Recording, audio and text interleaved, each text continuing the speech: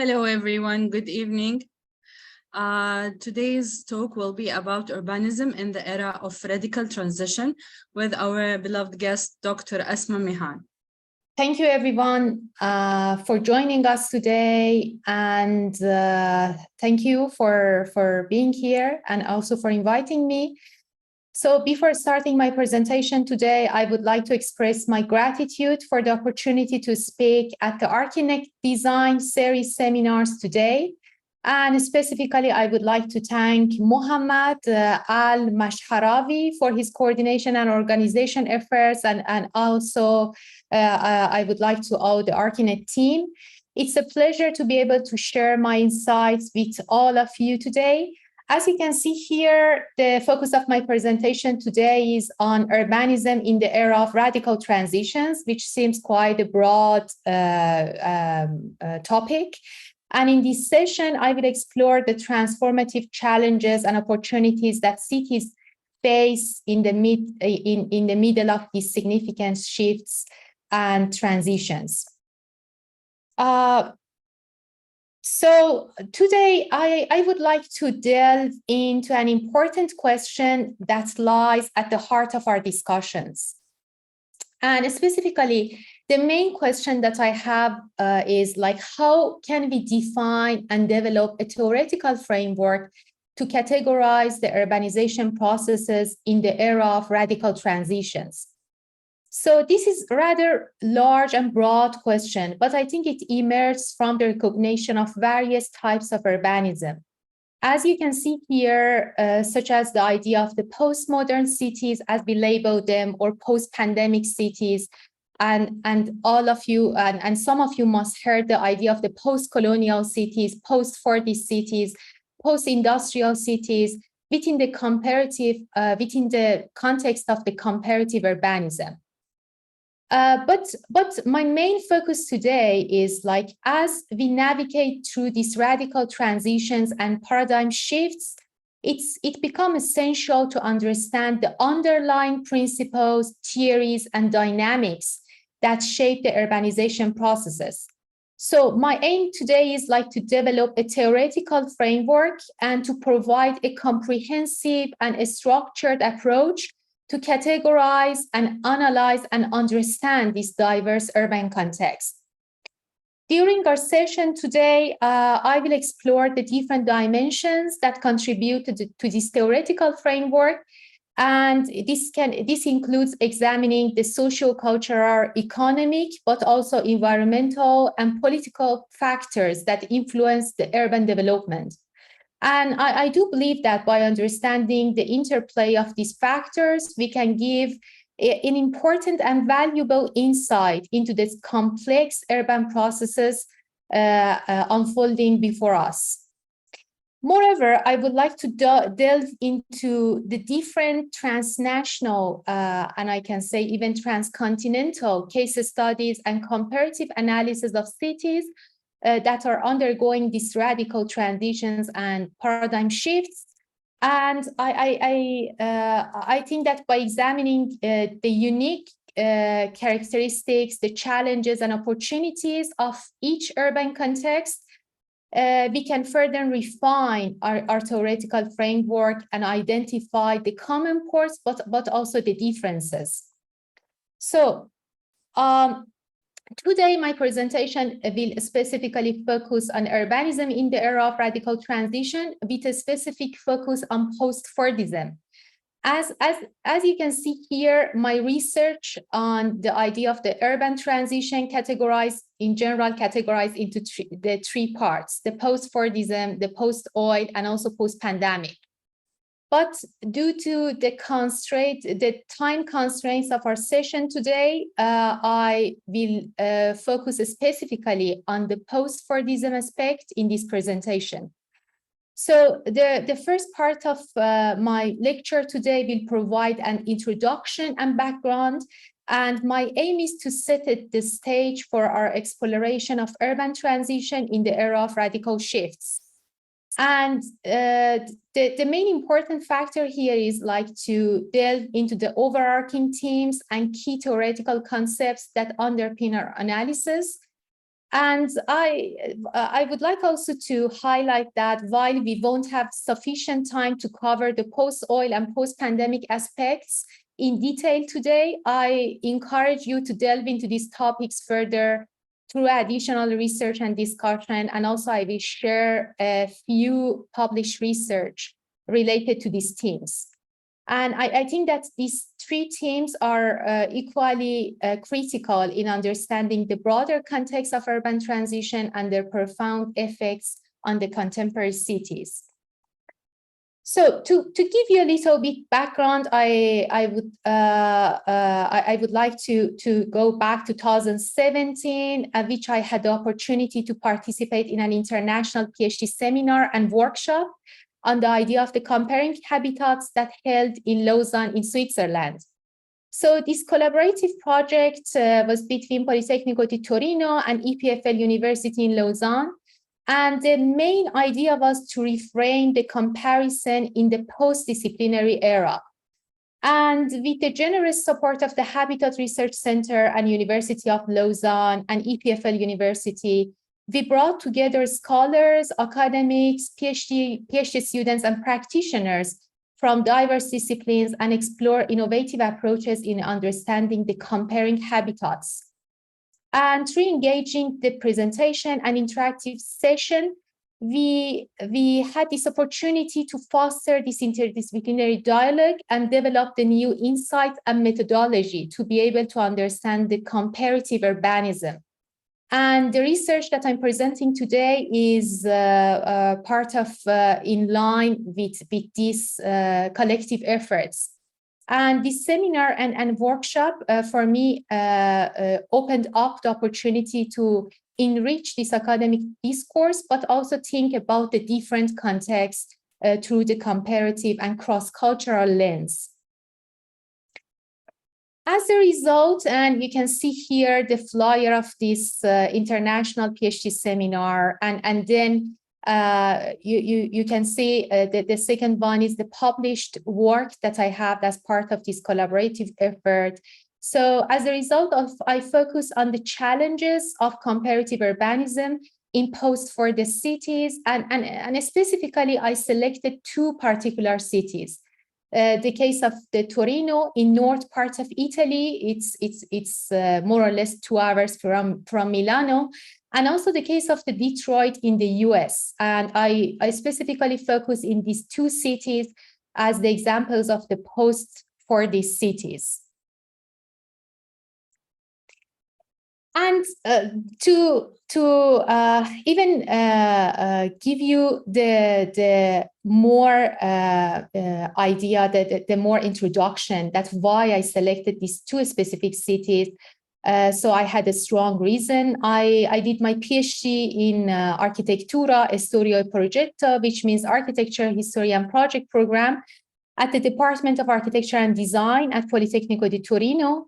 And during this time and during my PhD studies, I had the opportunity to expose to various seminars and presentations and symposium on the topic of Torino's industrial heritage, and specifically Torino's auto industry, which is known as Fiat's automobile industry, as one of the largest manufacturers in Italy.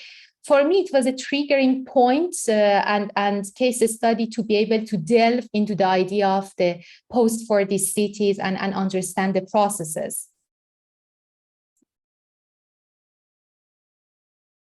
So the outline of my lecture today is based on the published research and an article that I published with the EPFL University.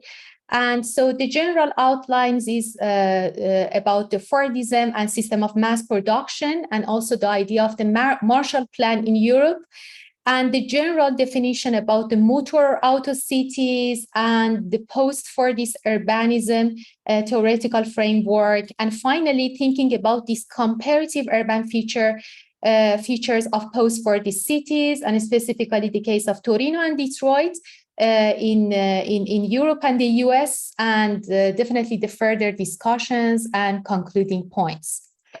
So I would like to briefly give you a background about the idea of the Fordism, and you can see here the image from the rise of mass production in Detroit back to 1940. And Fordism as a system of mass production formulated in Henry Ford's automotive factories in the early part of the 20th century. As a result of these transnational transfers, the systemic approach known as Fordism largely succeeded and allowed some Italian firms, such as Fiat, to flourish.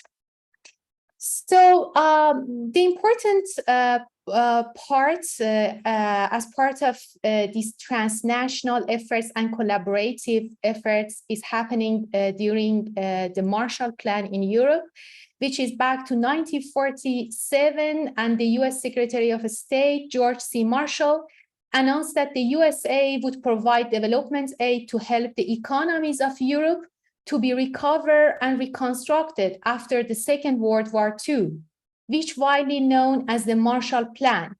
And if we translate this aid in Europe, and especially in Italy, this plan generated a resurgence of modern industrialization and remodeled Italian industry, and specifically the Italian car industry, based on the American models of mass production. And here you can see the view of the Fiat Lingotto factory in Torino, and with its famous test track on the roof back to 1928. And the design was done by young Italian architect called Matte Trucco. And it was unusual in that it had 5 floors with raw materials going in at the ground floor. And the important point was that the cars built on a line that went up through the building. And the most famous part of this building is this test track on the roof.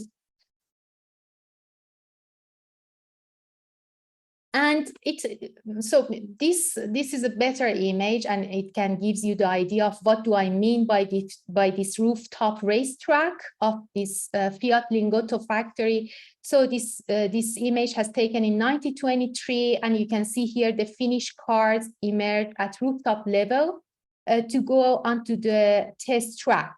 And it's interesting to know that it was the largest car factory in the world at that time. And for its time, the Lingotto building was known as the avant-garde, influential, and impressive. And even Le Corbusier, the architect, the French architect, called it as one of the most impressive sites in industry and a guideline for town planning. And it's really a shocking number that more than 80 different models of Fiat were produced there in its lifetime. And the original Lingotto rooftop test track or race track, as you can see here in this image, also featured briefly in the gateway sequences in the film known as The Italian Job, back to the 1969. And so here you can see the title also implies the idea of the transnational motor or auto cities, and that's how I would like to call them. And I would like to argue here that comparing the case of Torino in north part of Italy and Detroit in the US, as the prototypical forms of the post-Fordist cities, it's a great opportunity and also represents an approach and an urban approach which can help to advocate and develop the new understanding of the expansion of the automobile cities or motor cities or auto cities or car cities, all of the terms that they are using to define it, for and also the related urbanization processes. So in these 2 images, you can see the Lingotto Fiat factory in Torino back to 1915, and also the world headquarters of General Motors and Cadillac Square in Detroit back to 1923. So to be able to understand and also to emphasize the relationship between the city and also its growing industries, So here there are three chronological periods which are defined as follows in the case of Torino. So it defines the relationship between the industries of Torino. So it starts with the 40s period of industrialization, urbanization, and polarization, and then the post-40s period, which starts from the 70s. And the main focus is about the flexible specialization. And finally, it's the recent period, which is known as urban coalition. And it starts from the 2000, and the focus is more on diversification of the industries and more importantly, the internationalization of the industries in the city. So here I choose and selected two really interesting and inspiring examples of the scholarly books and Italian publications that I went through, and both of them use the term of the città fragili, or English we can call them the fragile cities. And both of these publications use this term to define and to compare the urbanization processes in Torino and Detroit. So by calling Torino as the Italian version of Detroit, these publications focus on two groups which are heavily represented in the car factories as the working class, especially in these two motor cities back to the 60s. So there were two groups of Southern Italians, which were known as meridionali in Italian term in Torino, and also the African Americans in Detroit, who had exposed how fragile the motor cities were at this time. So here I want to categorize this comparative perspective about the case of Torino and Detroit, and I choose this interesting image from Detroit of the Frederick Douglass Project Towers, which is as the result of the expansion of the Detroit and related to its car industry. So it's interesting to know that in Torino, Fiat indirectly fueled an estimated 80% of the industrial economy in the Torino metropolitan area, while in Detroit, the big three, known as the big three, controlled the whole market. And these big three were General Motors and Ford Motor Company and Fiat Chrysler. And both cities experienced a massive wave of working class immigration, especially from the Italians that immigrated to Torino from the southern part of Italy, and also the African Americans, which were the working class in Detroit back at that time. And also, two cities experiences the massive demographic changes. So it means that both of them has the dramatic shift in the metropolitan area's population. And definitely as a result, in the two cities experience the competition for housing and resources. This is an interesting point, and I labeled this as the radical motor cities. And here, so I would like to argue here that starting from the 50s, the groups of labor radicals, such as Correspondence in Detroit, and you can see here the image, circulated the ideas that challenged capitalism and the 40s system in a drastic way. And in Detroit, these tensions and the growing difficulties of American auto industry led to a dramatic decline in the city's population. And you can see here the image from the 12th Street in Detroit, and which happened back to 1967 as the example of the social unrest related to labor radicals in Detroit. And it's also interesting to see that in the case of Torino, the Quaderni Rossi, and you can see here in the red an example of their published manifesto, in Torino criticized the capitalist structure and urged workers to develop possible autonomous working class activity. And the most famous events were the wave of strikes and marches that gripped the area starting from Fiat Mirafiori plant during the hot autumn of 1969 in Torino. And here you can see the image. And it's interesting to see that in both post-war cities of Torino and Detroit, the intense conflicts over public housing, service cuts, and urban plans were dramatic.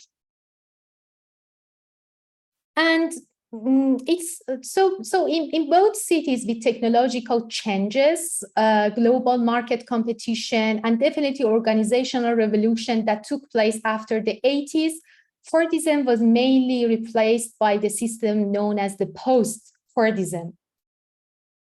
So here I would like to specifically focus on the crisis or the challenges of both auto cities. And here I labeled and categorized all these crises in both cities. So both Torino and Detroit face significant challenges related to their supply chain and experience a decline in population, definitely unemployment and conflicts, which results in a shrinking market and loss of core competences. Additionally, it's interesting to know that the rise of international competition, particularly from Japan and Germany in the car industry, had a profound impact on the Detroit's image. Over the years, metropolitan Detroit suffered from disinvestment, depopulation, and urban shrinkage, leading to a state of abandonment. These factors have led lasting effects on both cities, which was more dramatic in the case of Detroit, shaping the trajectories and necessitating efforts for transformation and revitalization of these industrial hubs. And the challenges faced by Detroit, as described earlier, here it's also shown in the interesting documentary, and you can see here the advertisement called Detroitopia. So it's the Academy Award nominated documentary, and it's specifically focused on the challenges and the crisis of Detroit. And the aim is to showcase how it became a symbol of the collapse of the American manufacturing base. I would like to show you.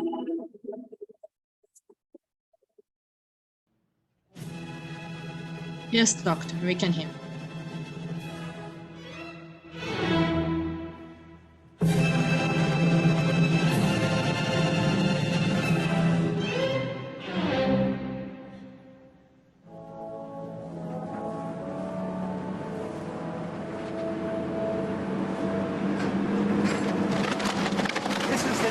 Of Detroit, you're watching it live. These are houses that are never coming back. It's going back to the prairie, and these houses are just disappearing from the landscape. I want to show you something. All this is empty. They built a new plant in Mexico and took all the work to Mexico. For factory support, which is the guys that are making $14.35, their new proposal is $11 an hour, which means they would lose $3.35 an hour on their wage. Why? What do you think you're going to feel every day going into work?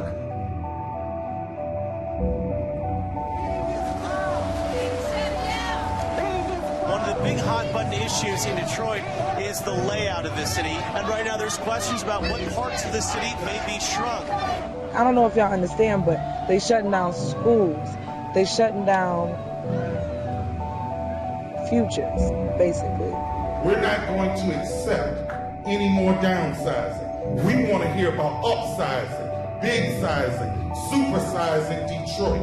It's going to be difficult. The city is broke. I don't know how many times I'd have to say that. We looked at Baltimore, we were looking into New York City, and Detroit came up. We can experiment here.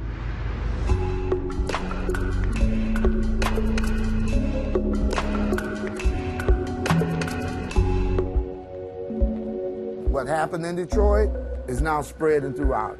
There's no buffer between the rich and the poor. Only thing left is revolution.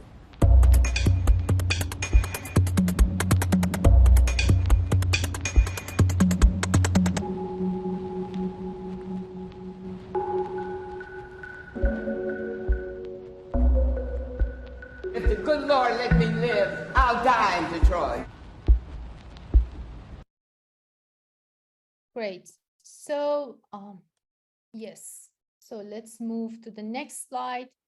So I would like to little bit move forward now, and so to challenge the negative perceptions associated with these industrial powerhouses known as automobile cities, a new urban image has emerged in the post-Fordist era. So in cities like Detroit, the abandonment of large buildings, offices, schools, train station, and also the vast urban territories has become evident. However, the new model of post-Fordist urbanism has breathed new life into these historical cities, reestablishing them as crucial communication hubs for the evolving economy. And as you can see here in the strategic agenda in Detroit and the master plan, so this shift in perspective seeks to redefine the narrative surrounding these cities, highlighting their potential for growth, stabilization, transformation, revitalization, and definitely reimagination to be able to brand them in a different way. And as you can see here in the 50-year land use scenario of Detroit reflects a comprehensive vision for the city's future. It envisions a diverse range of neighborhoods, vibrant employment districts, and productive landscapes. And specifically, the strategic framework's horizon is centered around Detroit regaining its position as one of the nation's and American most competitive cities, becoming the primary employment center in the region, and definitely emerging as a global leader in technology and innovation.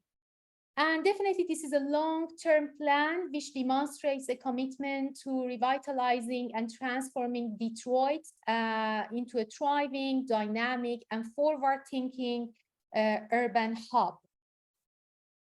And so let's focus also on the case of Torino. And in Torino, there is a prevailing narrative that portrays the city as actively combating its industrial decline and definitely embracing a process of reinvention. And as defined also in Torino strategic plans of 1998 and 2006, this transformation is achieved through a harmonious blend of the old and new, symbolizing Torino's ability to adapt and evolve. And notably, the city has solidified its modern urban identity and branding by hosting major events. For example, the 2006 Winter Olympic Games and implementing the tourism promotion strategies, specifically in the historical centers of Torino. And these initiatives are aimed at addressing the challenges posed by Torino's for this past. And the main idea was to offer the historic response to the city's crisis. And the key message, as I also put here in this presentation, is Torino is not only Fiat. And so here you can see 4 interesting flyers from all these collective efforts. So Torino has strategically employed the preservation of its cultural heritage as a means to showcase its resilience in combating the industrial decline.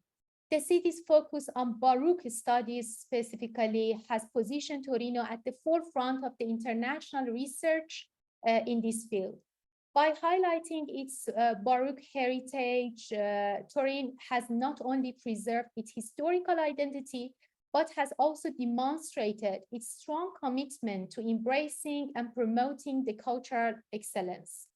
This urban strategy has played a significant role in elevating Torino's reputation and reinforcing its status as a city capable of reinvention and transformation. And also here I put some interesting flyers from the different events that's happening in the city of Torino, like Torino Jazz Festival or Torino Film Festival, and definitely related to the Baroque. and holding international events and music festivals and national celebrations such as Luci d'Artista, the Torino Jazz Festival, and Torino Film Festival were important and instrumental in transforming the urban identity and branding of Torino as the post-industrial city. And hence, Torino represented itself as the former automobile city, but the recent capital of, but also as the capital of the Baroque, the capital of the Savoy, and city known for its cafes and museums, and definitely the cinema culture. And in the context of this research, the economic structure of two cities has definitely been similar for decades. And also, I argue in this publication that the socio-economic structure, immigration processes, and definitely radical insurgencies have been similar for decades in these two cities. However, in the case of Torino, a more inertial social and spatial structure emerged, while in Detroit, there was a rapid and massive depopulation. And it's interesting to mention here that the way the leadership reacted in the two cities was also quite different. Torino's municipality could access significant investment, for example, from the European Union, from the national, regional, local, and private actors. However, the process in Detroit was quicker and more dramatic, with much fewer social parachutes than in Italy, less inertia on the spatial configuration. Now, of course, Detroit is making up for lost time in a very original way, in a way probably much more bottom-up to become a model again. And also, finally, here, I would like to argue that comparing the urban features of auto cities or motor cities can also define a framework for other motor cities around the world in different contexts. For example, we can think about the case of Stuttgart, Hanover, and Wolfsburg in Germany, or the case of Cordoba in Spain, or Toyota in Japan, as well as the Torino and Detroit, in which the automotive industry and the car industry has been the dominant industry of the city. And here, I would like to open the floor for the Q&A and to follow up. And I think this is the activity that I would like also to do in my classes, and to think about the idea of the auto city or motor city, and to think about the main WH question. So can you define, or do you have any example of the city known for its car industry, or the auto or motor city? And can you identify the socio-environmental challenges that the city has been confronted? And also, could you think about this timeline, the temporalities, and also the certain historical or contemporary time span? And also the question of the how and why are really important for this kind of comparative urban research. And so can you think about the comparative framework and present your case studies through spatial and visual documents? And also the why is also, I think, the main important question in this theoretical framework. Can you clarify and discuss about the social, environmental, political, and societal relevance of your post-industrial context? So I think this can be kind of exercise, the really kind of follow up to be able to explore the idea of the auto cities in different contexts. And here is the published article on this on the challenges of comparative urbanism imposed for these cities that I published back to 2019 by Contour Journal at EPFL University. And also these are other related published work in the idea of the oil cities, which I didn't specifically focus in this session, but just wanted to share. And if you are interested, you can take a look, and maybe we have the time to be able to discuss on this in the future sessions. So This is about the oil cities through the different cases of Persian Gulf and South China Sea and future energy legacy. And this is the Italian version, if you're interested to take a look. Yeah, thank you so much. And I will stop share, and please let me know if you have any questions and thoughts. Thank you very much, Dr. Asma, for the valuable presentation and information. We will be waiting for the questions. Okay, Doctor. First one is from Ms. Abirullah. This pattern of rise and fall of cities will continue if cities are established as a response to certain emerging phenomenon, such as car industry. What lessons can be learned for cities that experienced radical shifts? Yeah, thank you so much for this question. Aber, am I right? I'm not sure if I'm pronouncing well your name, but yeah, I think it's a related important question. So I really like that you mentioned about the pattern of rise and fall, and it's really relevant to the case of these two motor auto cities. And definitely, what I really like to highlight in this presentation was, rather than just focusing on these two specific cities, as you mentioned here, I'm interested to see more that how these kind of paradigms, what I would like to label them as the comparative urban studies in two different, maybe transnational, transcontinental cities, can be like, you know, kind of can be expanded to other cases, and also can be the basis of thinking about the theoretical framework, about the urban models, and about the paradigm shifts. And definitely there are lots of lessons that can be learned. And as I mentioned at the beginning of my presentation, so by the term the urban transition, I specifically focused on three themes known as the post-Fordism, post-oil, and post-pandemic. So in today's presentation, I just focused and presented because of the lack of time, definitely because we need more time to be able to cover all that topics, which are quite broad. So I specifically focus on the idea of the car cities or auto cities through two different case studies. But what I would like to again emphasize is that this urban transition or radical shifts can be learned and can be investigated through different lenses. For example, I am also very much interested to see that how the idea of the post-oil future can be defined in different cities and different contexts. What can be learned from comparing that cases? And that's why I mentioned that I think that it's a large we need continuous conversation on this era to be able to cover the different themes.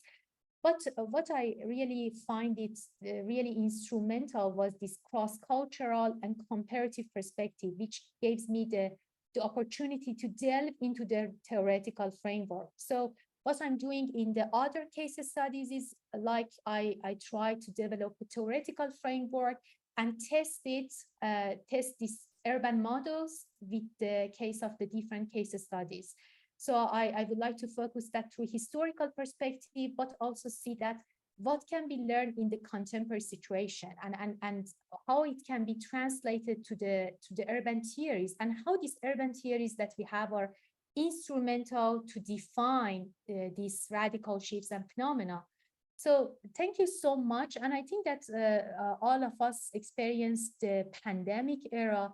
For example, we can think about the post-pandemic or about the pandemic urbanism as a kind of radical shift moment, that we can use this as a comparative lens to be able to compare the different case studies and different cities, and to test the underlying theoretical framework. Yeah, thank you so much for your question. Following up her question, she's writing that I wonder if ownership pattern and rights in both cities can be claimed to affect their failure. Inhabitants are merely workers with limited rights, which made them leave the city once their relationship to the industry ended.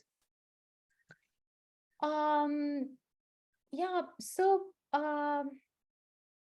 I think that what I liked, what I labeled as a radical motor cities is were mostly focused on the idea of these labor radicals and how this, as you mentioned here, the inhabitants or like the working class or workers of this car industry started in the both cities, started to be able to ask for their rights.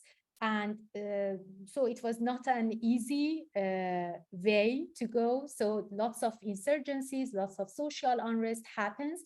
But for me, it was really interesting to see that at a comparative time period, both cities experiences all these radical insurgencies, all these social unrest, all these social movements from the both labor classes. And both of them started to think about having the unions of workers and also claiming their initial rights, such as housing, such as resources, just such as getting access to the primary resources in the city. And so the issue of housing, for instance, in both cities at a comparative time frame was a major issue, and there were lots of controversial debates that even you can follow in the local newspaper back that time, in the case of Torino and Detroit, that happened in the two cities.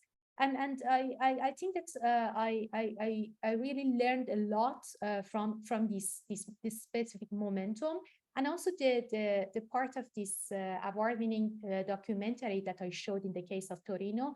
It was reflective that you could hear also the voice of the people, the working class experiencing all this complex situation, and also in the declining car industry and auto city in the case of Torino. So I think, yes, the response of the labor class in both cities was quite comparable, and the union that they were part of that, and also the insurgencies that happened and the radical movements happened in both cities are quite comparable. And I think that it's something that can be really developed in the next stage of the research. Thank you so much for your follow-up question. We have a question from Samer. How it's possible to reform a city that somehow we can call it a city made of brick, which means lack of open and green spaces, the city where the people feel locked in a place made of concrete? Samer, could you please tell me more? What do you mean? So I think that your question is more about gentrification processes. Am I right? I would like to see that how it's related to our discussion today. If you can just give me a better idea about your question, I think I can relate it to our presentation today. Thank you. Until we answer the other one, we have a question from Khalid. What's the impact of clean energy, especially the world is going to electrical cars? How can the cars industry play a role to change the city? Yeah, Khalid, it's a really important question, but as you could see my research and presentation and publication, so I didn't focus that much in this energy transition, but I can promise you that in the works that I also published and showed you, my specific focus was on energy transition and how it affects the city. But in the case of our presentation today, I didn't focus so much on the just contemporary and energy transition from the car industry perspective, because I think that it's also another time period that really needs a really thorough and profound, comparative research lens to be able to really define that. But for your question, I would like to merge it with the idea of the post-oil cities and post-oil futurescapes.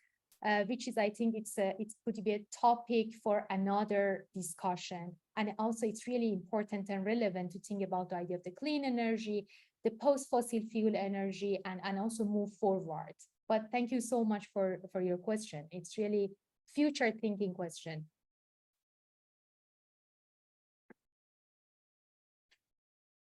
Thank you, Doctor, for answering all the questions.